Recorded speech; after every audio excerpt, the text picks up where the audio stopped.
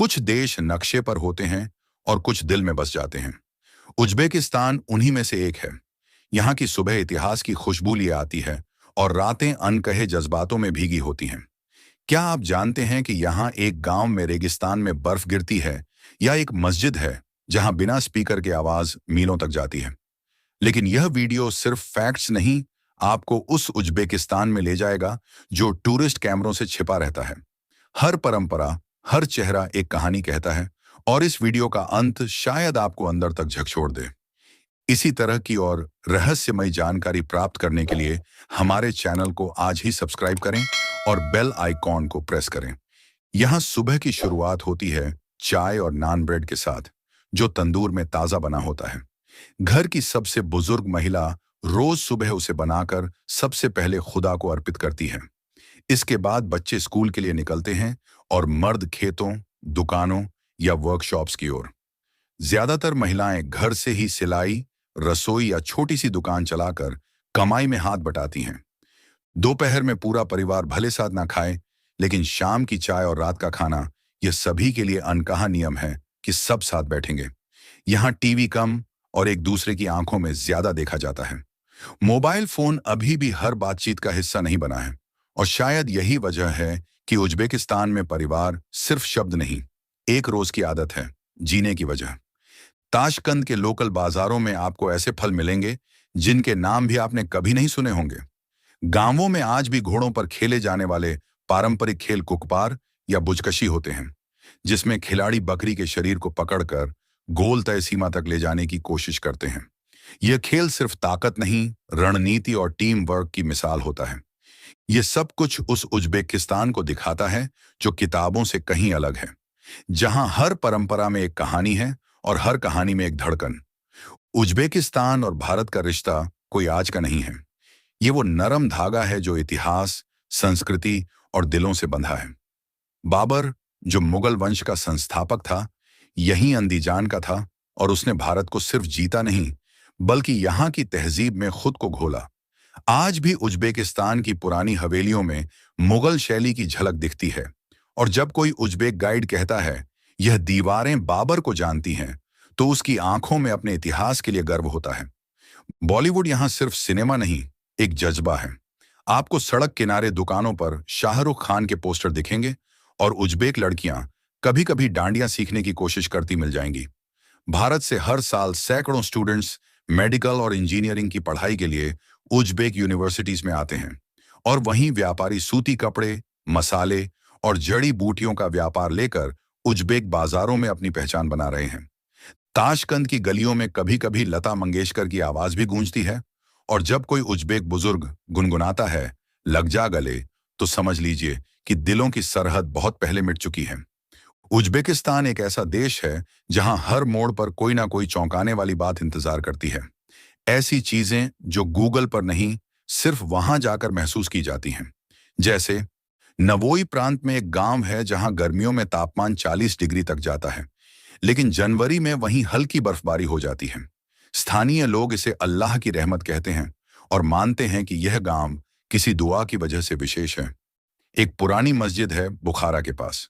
वहां ना कोई स्पीकर है, ना माइक, लेकिन जब इमाम अजान देता है तो उसकी आवाज मस्जिद की चार दीवारी से बहुत दूर तक गूंजती है। कोई इसे वास्तुकला का चमत्कार मानता है, तो कोई इसे आध्यात्मिक ऊर्जा का असर। और फिर हैं वहां के लोकल टैक्सी ड्राइवर, बिना जीपीएस, बिना किसी मैप के बस आंखें और दिल से रास्ते पहचानते हैं। एक ड्राइवर ने कहा, हमने सड़कों को नहीं देखा, उन्हें महसूस किया है।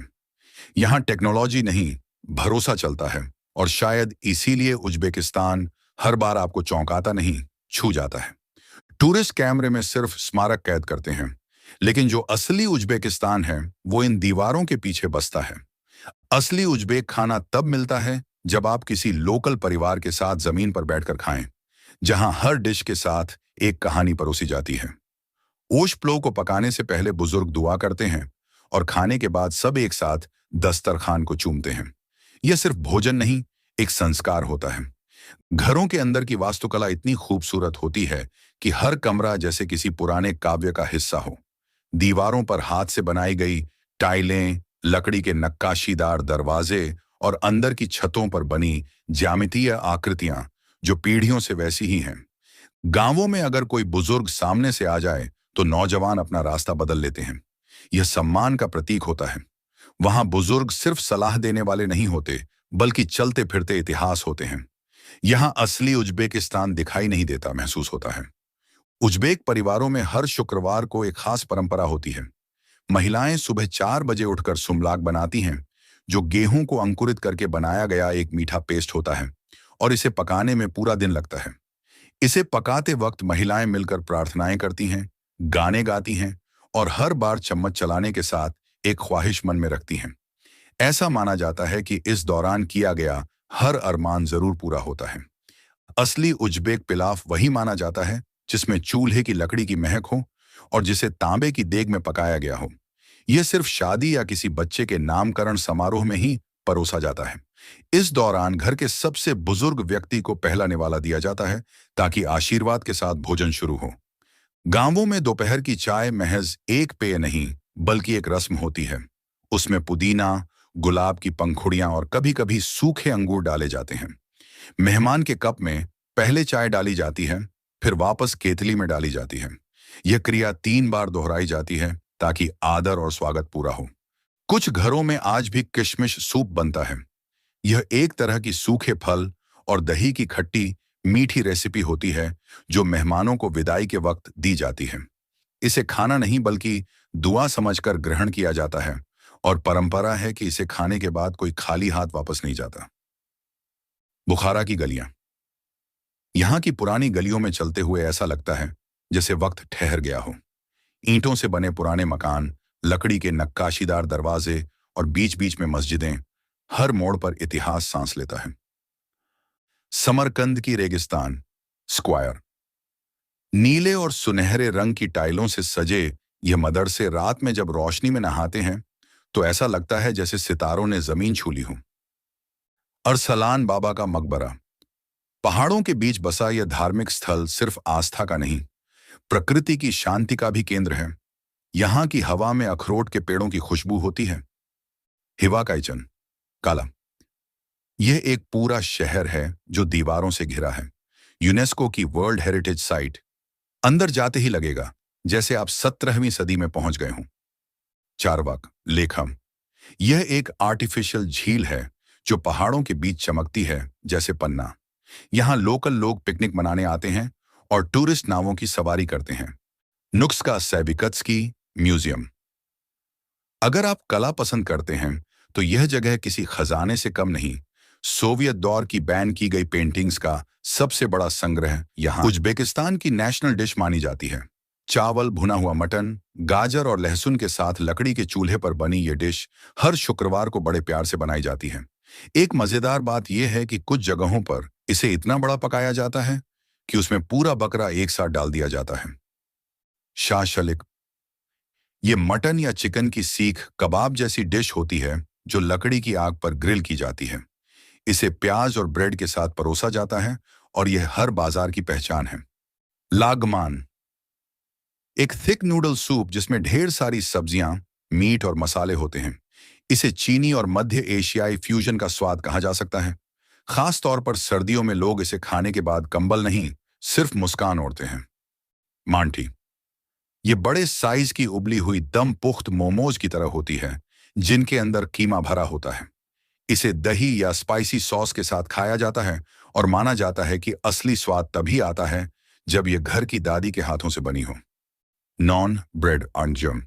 यहाँ की रोटी सिर्फ खाना नहीं, एक परंपरा है।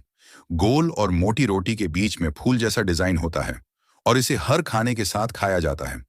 पुराने उज्बेक घरों में इसे कभी उल्टा रखना मना है। इसे अपशगुन माना जाता है। चक्का और सुमालक फर्न। चक्के जैसा खट्टा दही और गेहूं से बना सुमालक। ये मिठास और परंपरा का मेल है। सुमालक को सिर्फ खास त्योहारों पर ही बनाया जाता है और पूरी रात औरतें मिलकर इसे पकाती हैं, गाने गाते हुए। अगर इस वीडियो ने आपको कुछ महसूस कराया हो तो एक लाइक जरूर कीजिए। अगर यह कहानियां आपके दिल तक पहुंची हों तो किसी अपने से शेयर कीजिए। और अगर आप चाहते हैं कि ऐसी ही जज्बाती अनकही यात्राएं आपकी स्क्रीन तक बार बार आती रहें तो सब्सक्राइब जरूर कीजिए। क्योंकि अगली कहानी शायद आपके दिल से जुड़ी हो।